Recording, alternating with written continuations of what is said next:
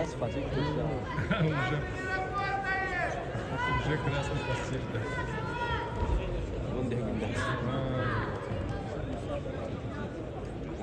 Представляем судейскую бригаду.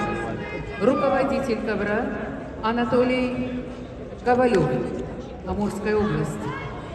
Арбитр Дмитрий Бухтаяров, Кемеровская область. Боковой судья Вячеслав Монахов, Брянская область.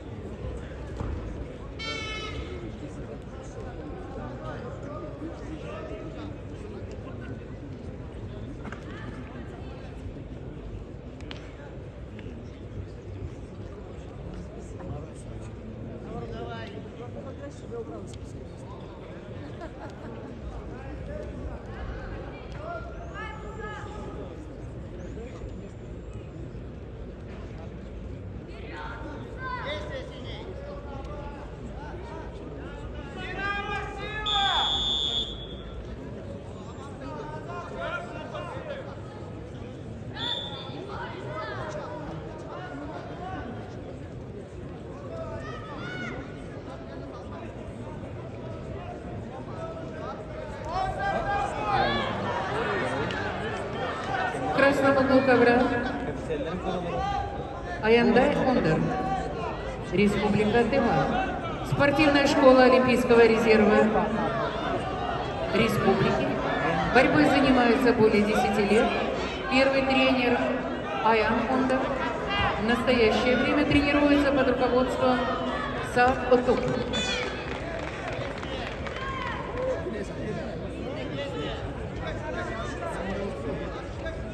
Его соперник – спортсмен в синем трико Муса Мехтиханов, Республика Дагестан, город Асавир. Муса – мастер спорта России по спортивной борьбе, тренируется в спортивной школе Олимпийского резерва имени братьев Сайтиева. Занимается борьбой более 10 лет, тренируется под руководством Мусы Сайдулбаталова и олимпийского чемпиона Адама Сайтиева. В активе Мусы серебряная медаль международного турнира Гран-при Иван Ерыгин.